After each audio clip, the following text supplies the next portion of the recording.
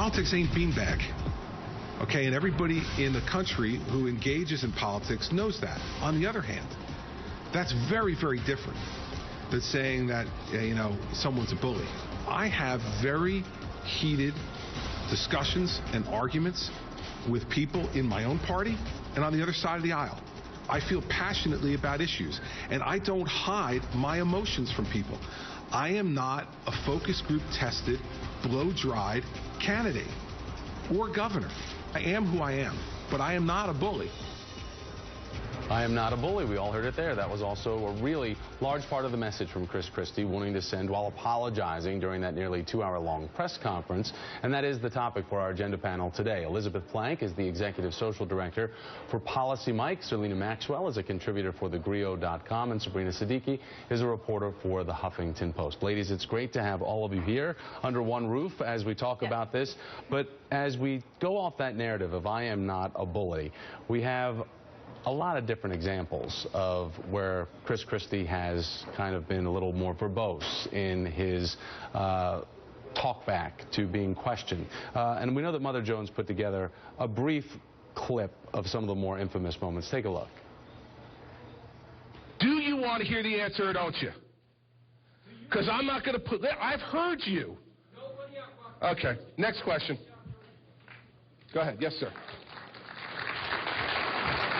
And let me tell you something. After you graduate from law school, you conduct yourself like that in the courtroom, your rear end's going to get thrown in jail, idiot.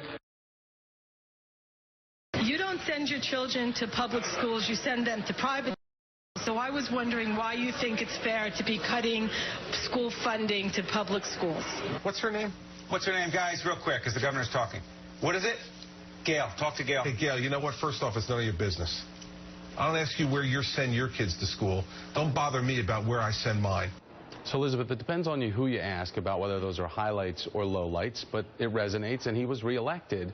But is it enough to see the governor say, I'm not a bully, serve up and eat a lot of humble pie yesterday?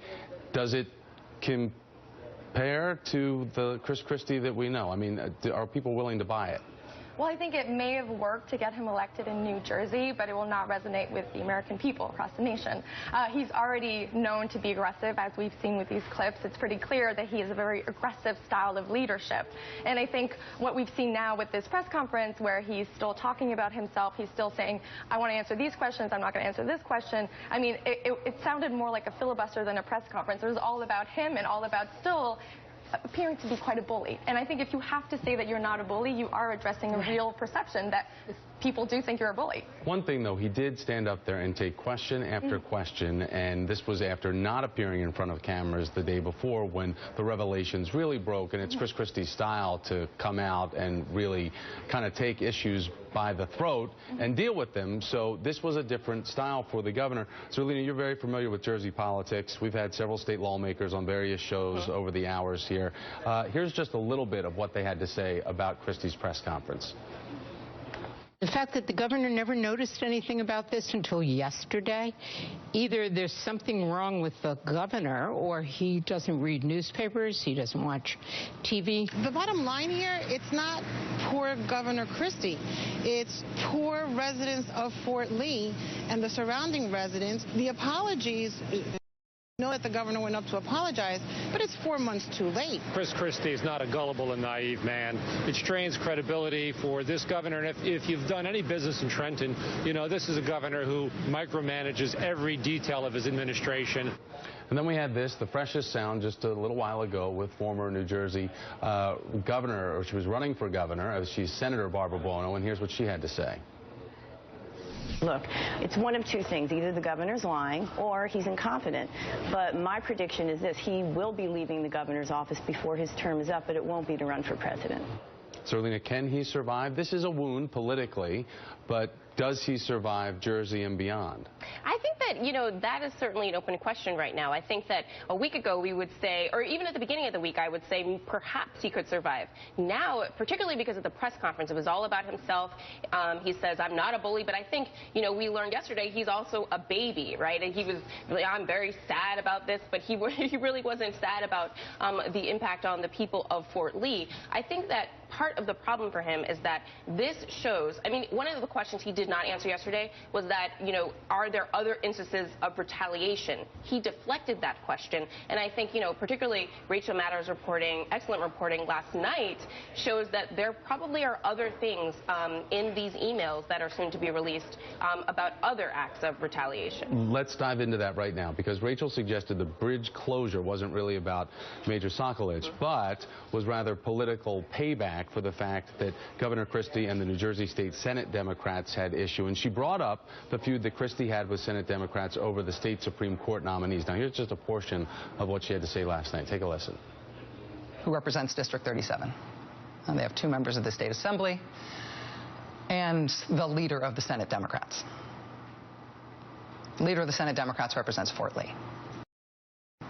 Roughly 12 hours after Governor Christie blows up at the Senate Democrats and torpedoes the career of a Supreme Court justice who he likes because he says the Senate Democrats are animals and he's not going to let that justice loose to those animals.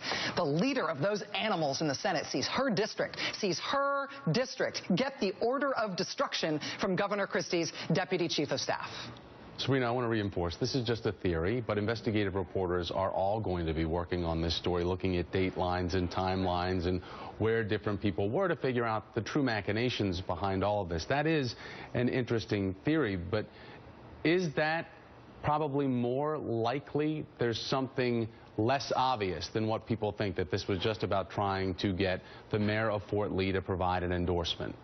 It's a possibility. Like you said, it's still just a theory. And a lot of that, of course, will be unraveled sort of as the investigation continues. And that's why it's critical that Chris Christie's story is accurate, that his accounting for his lack of any role in this will be critical in terms of just how politically damaging this might be. I think so far this is troubling for him. It's one of the first major roadblocks he's hit since he sort of rose to the national stage and with his re-election by a landslide, and sort of has already been accepted as the inevitable Republican nominee for president. This is one of the first controversies he's had to deal with in the last few months, and so a lot of his story and whether, for example, there might be more to this than he said, that's what has the potential to make this a lasting controversy rather than just one roadblock that he could put behind him. Certainly he won't put it behind him with one press conference, but so far nothing has linked him directly to this. And again, that's where other theories will be key in terms of determining whether he had more of a role than he says he did. Well, and it's so ironic as we look at this for the fact that Chris Christie wants to look as he is the bridge candidate, and it's literally a bridge that may take him down. Our Friday Agenda panel, thanks so much. Plank, nice to see you in person. Sabrina Siddiqui, Zerlina Maxwell, great to have you on, and we really appreciate all of your insights.